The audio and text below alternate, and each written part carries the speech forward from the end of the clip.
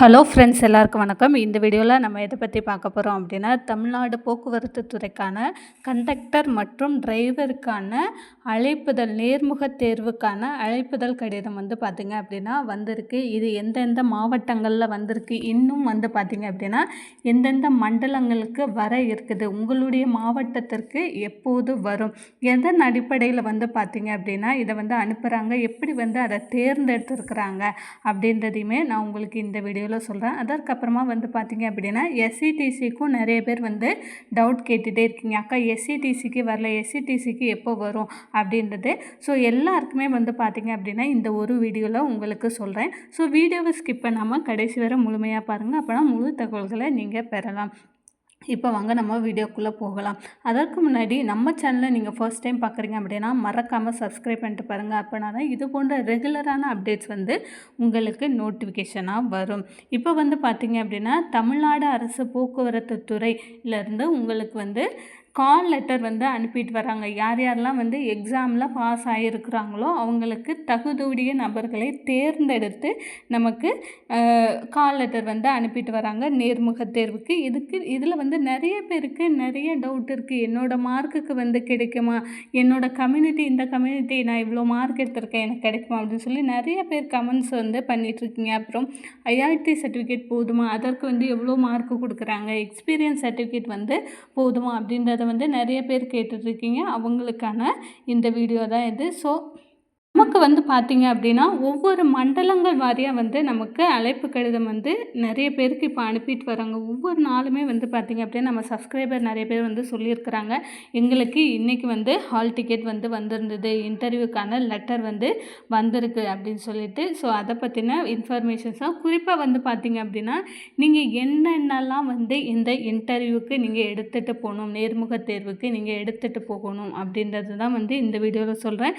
மேலும் எவ்வளோ மார்க் உடையவர்களை தேர்ந்தெடுத்திருக்காங்க அப்படின்றதையுமே சொல்கிறேன். இதில் அவங்க குறிப்பிட்டிருக்க விஷயம் என்னென்னா ஐ டெஸ்ட் கண்டிப்பாக நீங்கள் பண்ணி அதற்கான சர்டிஃபிகேட்டை நீங்கள் நேர்முக தேர்வுக்கு எடுத்துகிட்டு போகணும் அப்படின்றத சொல்லியிருக்கிறாங்க. இது அரசு மருத்துவரை கண்டிப்பாக நீங்கள் பார்த்து நீங்கள் ஐ டெஸ்ட் பண்ணியிருக்கணும். ஸோ மருத்துவர் பார்த்திங்க அப்படின்னா அரசு மருத்துவமனையில் இருக்கிறவங்க தனியாக கூட கிளினிக் வச்சுருப்பாங்க.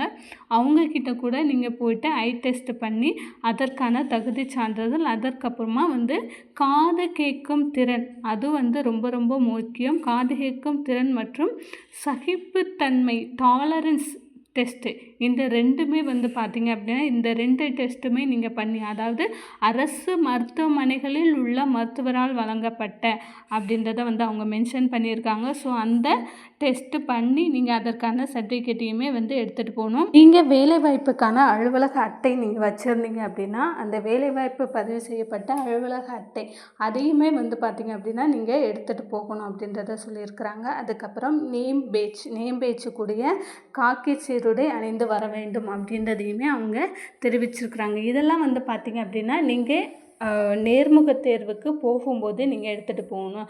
அதுக்கப்புறம் மேற்குறிப்பிட்ட ஆவணங்கள் தவறான சான்றிதழ் அளிப்பவர்கள் மீது சட்டப்பூர்வமாக நடவடிக்கை மேற்கொள்ளப்படும். சமீபத்தில் எடுக்கப்பட்ட உமது மார்பளவு அதாவது பாஸ்போர்ட் சைஸ் ஃபோட்டோ பார்த்திங்க அப்படின்னா நீங்கள் எடுத்துகிட்டு போகணும். எதற்கப்புறமா பார்த்திங்க அப்படின்னா நீங்கள் இப்போ போகிறீங்க இல்லையா, உங்களுக்கான போக்குவரத்து சார்ஜ் அப்படின்னு அவங்க எதுவுமே கொடுக்க மாட்டாங்க. நம்மளுடைய கை காசை தான் போட்டு போகணும். ஸோ எந்தெந்த மாவட்டத்தை சேர்ந்தவங்க இருக்கீங்களோ அந்தந்த மாவட்டங்களில் மண்டல வாரியாக பார்த்திங்க அப்படின்னா நமக்கு நேர்முக தேர்வு நடக்க போகுது. இதற்கப்புறமா இது வரைக்கும் எனக்கு கால் லெட்டர் வரல அப்படின்றவங்களுக்கு நான் சொல்கிறேன், கால் லெட்டர் எப்போ வரும், அதாவது இப்போ பார்த்திங்க அப்படின்னா 1-2 மாவட்டங்களுக்கு தான் ஃபஸ்ட்டு நமக்கு கால் லெட்டர் அனுப்பிச்சிட்டு வராங்க. இன்னும் கொஞ்சம் வெயிட் பண்ணிங்க அப்படின்னா தமிழகத்தில் உள்ள எல்லா மாவட்டங்களுக்குமே பார்த்திங்க அப்படின்னா கால் லெட்டர் அப்படின்ற ஒன்று நமக்கு வீட்டுக்கே, நம்மளோட அட்ரஸ் ப்ரூஃப் கரெக்டாக இருக்க பட்சத்தில் நம்மளுடைய வீட்டுக்கே அனுப்புவாங்க. இதில் பார்த்திங்க அப்படின்னா ஒரு சிலர் சொல்கிறீங்க என்னோடய கம்யூனிட்டிக்கு கிடைக்குமா, ஒவ்வொரு மாவட்டத்தை பொறுத்து பார்த்திங்க அப்படின்னா நமக்கு மார்க் டிஃப்ரெண்ட் ஆகுது. மேக்ஸிமம் பார்த்திங்க அதிகபட்சமாக நீங்கள் ஒரு 25 மார்க் நீங்கள் எடுத்துருக்கிறீங்க அப்படிங்கிற பட்சத்தில் ஒரு கம்யூனிட்டியை சேர்ந்தவங்களாக இருந்தீங்க, எங்கிட்ட முன்னுரிமை சான்றிதழ் இருக்குது அப்படின்றவங்கெல்லாம் பார்த்தீங்க அப்படின்னா கண்டிப்பாக உங்களுக்கு கால் லெட்டர் வரும். ஸோ கொஞ்சம் வெயிட் பண்ணி பாருங்கள். ஐயோ எனக்கு கால் லெட்டர் வரலையே என்ன பண்ணுறது அப்படின்லாம் யோசிக்காதீங்க. கொஞ்சம் வெயிட் பண்ணி பார்த்தீங்க அப்படின்னாலே நமக்கு கால் மேக்ஸிமம் பார்த்தீங்க அப்படின்னா வந்துடும். இதே 30 மார்க்குக்கு மேலே எடுத்திருக்கிறீங்க, 40 மார்க்கு கூட நான் எடுத்திருக்கேன் ரிட்டன் எக்ஸாமினேஷனில் அப்படின்னு இருக்கிறவங்கெல்லாம் கண்டிப்பாக நீங்கள் நேர்முக தேர்வுக்கு போகிறதுக்கு 100% பார்த்தீங்க அப்படின்னா சான்ஸ் இருக்குது. இதோடு கூட ஒரு சிலர் பார்த்தீங்க அப்படின்னா ப்ரையாரிட்டி வச்சுருப்பாங்க. முதல் தலைமுறை, அதுக்கப்புறம் கலப்பு திருமணம், அதுக்கப்புறம் வேலைவாய்ப்பு பதிவு அட்டை, இந்த மாதிரியான எக்ஸ்பீரியன்ஸ் சர்டிஃபிகேட்டு, ஐஆர்டி சர்டிஃபிகேட்டு, இந்த மாதிரியெல்லாம் நீங்கள் வச்சுருந்தீங்க அப்படின்னா உங்களுக்கு கண்டிப்பாக கால் லெட்டர் அப்படின்ற ஒன்று அனுப்புவாங்க. நீங்கள் செய்ய வேண்டியதெல்லாம் பார்த்தீங்க அப்படின்னா கொஞ்சம் நம்ம வெயிட் பண்ணணும். வெயிட் பண்ணி நமக்கு பார்த்தீங்க அப்படின்னா கால் லெட்டர் அனுப்பிடுவாங்க. இப்போ பார்த்தீங்க அப்படின்னா நம்ம கால் லெட்டர் வர்றது பெருசு இல்லை.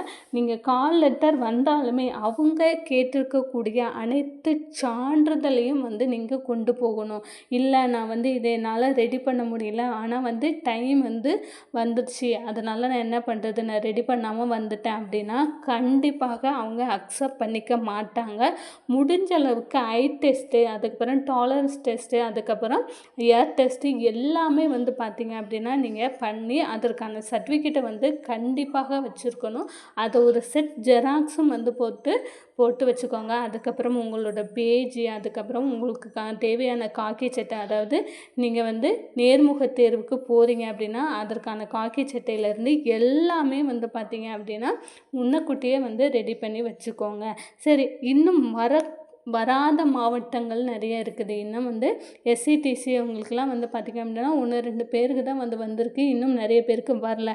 வராதவங்களுக்கெல்லாம் எப்போ வரும் அப்படின்னு கேட்டிங்க அப்படின்னா கண்டிப்பாக இந்த மந்த் எண்டுக்குள்ளேயே எல்லாருக்குமே வந்துடும். மேக்ஸிமம் பார்த்திங்க அப்படின்னா இன்னும் ஒரு 3 to 4 டேஸில் பார்த்திங்க அப்படின்னா நிறைய மாவட்டங்களுக்கு நமக்கு இந்த நோட்டிஃபிகேஷன்ஸ் அப்படின்றது வரது இருக்குது. கால் லெட்டர் வர்றதுக்கு இந்த ரெகுலராக அப்டேட்ஸ் கொடுத்துட்டே வராங்க.